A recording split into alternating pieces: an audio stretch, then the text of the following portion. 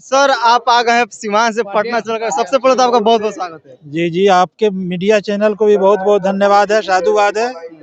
आपको बताया दे कि ये जो सर है काफी अपने कोई भी सवालों का जवाब काफी बेवाकिफ तरीके से देते हैं और यह कोई परिचय का मोहताज नहीं है। हालांकि हम इनसे भी सवाल करेंगे राम मंदिर को लेकर के।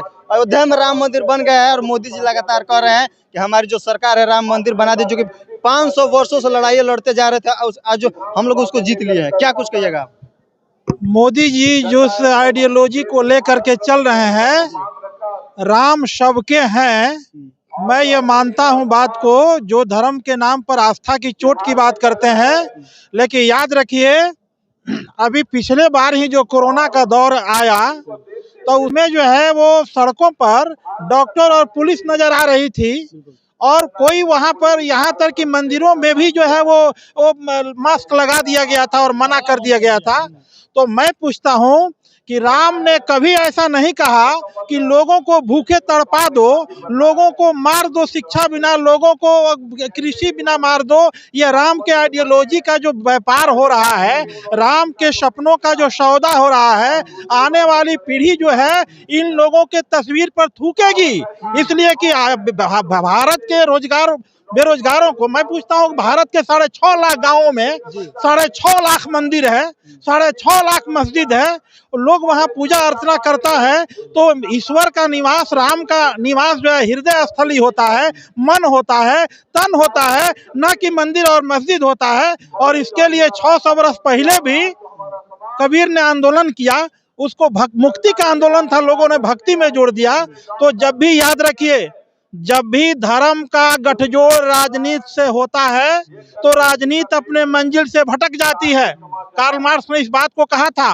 तो आज के भी दौर में ठीक है, आपका मकसद था मंदिर बनाना, आपने मंदिर बना लिया, लेकिन जिस तरह से बिहार के उप मुख्यमंत्री आदरणीय तेजस्वी यादव जी और बिहार के मुख्यमंत्री आदरणीय नीतीश कुमार जी जो 10 लाख रोजगार की बात कर रहे हैं, जनगणना करवाया, आरक्षण के वकालत की बात कर रहे हैं, संविधान बचाने की बात कर रहे हैं, तो मैं उस आइडियोलॉजी को मानता हूं और मैं कहता हूं कि देश के तमाम पढ़े लिखे लोगों को इस मुद्दे के लिए आगे आना चाहिए कि एक छोटी गौरैया चिड़िया 25-50 ग्राम की होती है और वो तिनके ला के घोंसला बनाती है, उसमें अंडे देती है, बच्चे होते हैं, पंख जमता है और उनको दाना ले आके खिलाती है। वो तो एक चिड़िया होकर भी आने वाली नस्ल के बारे में सोचती है। और यहाँ पर देश का जो प्रधानमंत्री है, जो देश का प्रेसिडेंट है, पीएम है, सीएम है, डीएम है, सारे लोग झूठ, पाखंड और अंधविश्वास के शिकार हैं। तो जिसके चलते देश इतना गुलाम रहा, आज युवाओं के हाथ में आपने क्या कर दिया? जो पढ़े लिखे युवा हैं उन लोग के हाथ में कागज कलम और रोजगार चाहिए था, तो आपने मंदिर और मस्जिद के नाम पर उन युवाओं के हाथ में आपने तलवार और डंडा और पत्थर पकड़ा दिया है। राम जी के नाम पर ये लोग राजनीति रोटी सेक रहे हैं क्या? तो आपको ये भी मीडिया वाले लोग, आप लोग तो बिल्कुल 99% मीडिया वाले लोग तो उसी खेमा में हाजिर हो गए हैं। जबकि मीडिया को लोगों ने पंच परमेश्वर कहा। आने वाले दिनों में हम और आप नहीं रहेंगे, लेकिन मीडिया के भी करतूत को भारतीय जनता जो है वह सवाल करेगी कि ये मीडिया उस समय क्या कर रहा था। और देश के पैमाने पर जितने भी धार्मिक मीडिया हैं, जो सेकुलर मीडिया को छोड़कर धर्म की बात करते हैं, उन्हीं का लड़का उन्हीं से सवाल करेगा कि पापा आप कौन सा मीडिया का काम कर रहे थे कि हम लोग बेरोजगार हो गए, हम लोग सड़कों पर भूखे सो रहे हैं, ये पूछा जाएगा। इसलिए आप अपने प्रधानमंत्री से कहिए कि मंदिर बन गया, कोई बात नहीं, अब देश के 22 करोड़ नौजवान जो हैं पढ़ लिख के सड़कों पर बेकार पड़े हुए हैं, उनके लिए वो क्या नीति ला रहे हैं, उनको कितना रोजगार दे रहे हैं। जब बिहार का जो तेजस्वी यादव उप मुख्यमंत्री जो रोजगार की बात किया है, अभी चुनाव 2025 में है, 5.5 लाख बहाली हो गई और अब वो कहा है कि 10 लाख हम रोजगार देंगे। तो देश की तरक्की जो है शिक्षा और स्वास्थ्य आकी जाती है, महिलाओं के आगे बढ़ाने से आकी जाती है, न कि मंदिर और मस्जिद जो है देश का पैमाना होगा। धर्म के नाम पर पाकिस्तान बटा था, क्या हुआ? पाकिस्तान भी टूट करके बांग्लादेश हुआ, अफगानिस्तान हुआ। कोई भी देश जो है धर्म के नाम पर नहीं चल सकता है और भारत जो है वो सारे धर्मों का देश है। यहाँ पर तहजीब और तमद्दुन की नदी बहती है।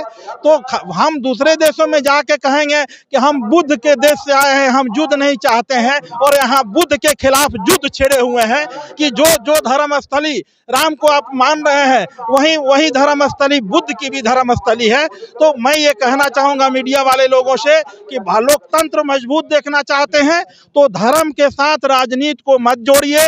धर्म पर्सनल अकीदा का चीज होता है और वह आप मंदिर मस्जिद को लेकर के, गाय की राजनीति को लेकर के, हिंदू मियाँ की राजनीति को लेकर के अधिक दिनों तक सत्ता में नहीं टिक सकते। जातिवाद को लेकर जी, जातिवाद को लेकर के और मनुस्मृति लागू करने की बात कर रहे हैं। नई मनुस्मृति कानून लागू होगी, क्या हालात होगा। बाबा साहेब भीमराव अंबेडकर ने सबको वोट और सबको शिक्षा का अधिकार दिया और वही मनुस्मृति है जो सबको शिक्षा रोकने की बात करती है। तो वैसा संविधान और वैसा हमें नहीं चाहिए धार्मिक नेता। हमें चाहिए जो बाबा साहेब के सपनों का सौदा नहीं करे, बाबा साहेब के सपनों का भारत बनावे। और जैसे भारत सम्राट अशोक प्रियदर्शी के जमाने में विश्व गुरु बना था, हम लोग ये चाहते हैं बिहार से जो मैसेज जाएगा, क्योंकि पूरे भारत के मुख्यमंत्री डरे सहमे हैं, जनता डरी सहमी है, लेकिन बिहार के मुख्यमंत्री और उप मुख्यमंत्री ने जो गठबंधन बनाया उससे पूरे भारत के मुख्यमंत्रियों के अंदर जो है हिम्मत बढ़ा है, हौसला आया है। इसलिए पूरे भारत के लोगों को एकजुट होना चाहिए बच्चों के रोजगार के लिए, शिक्षा के लिए। सूत्रों से मिली जानकारी का आपको बता दें कि नीतीश कुमार कभी पलटी मार सकते हैं भाजपा में। यार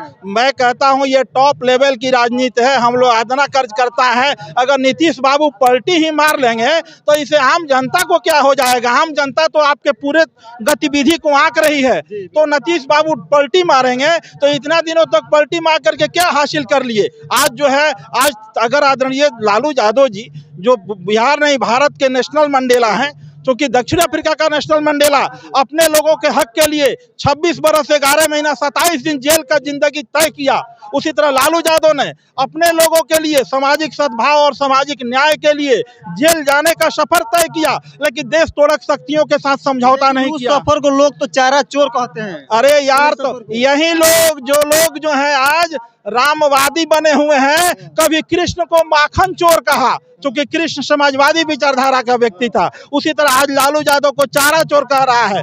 और ये लोग नहीं जानते हैं कि उनका सीबीआई रिपोर्ट दिया है कि लालू यादव ने 1 रुपया भी चारा घोटाला का पैसा उनके अकाउंट में जमा नहीं है, लेकिन वित्त मंत्रालय अपने पास रखे थे, इसीलिए यह संदेहास्पद है। तो लालू यादव तो चारा चोर है ही नहीं, इसलिए न्यायपालिका ने अगर उनको चारा चोर घोषित नहीं किया, कहा कि वित्त मंत्रालय अपने पास रखे थे, तो ये लोग कहने वाले लोग कहेंगे। लेकिन आप तमाम युवा पत्रकारों से अपील है कि राष्ट्र की मजबूती देखना चाहते हैं तो लालू यादव जो इस आइडियोलॉजी को लेकर के चल रहे हैं, क्योंकि देश को दंगा में झोंकिएगा तो जिन देशों में दंगा हो रहा है वहाँ क्या हालात गुजर रहा है देख लिए, छोटे छोटे बच्चे मारे जा रहे हैं।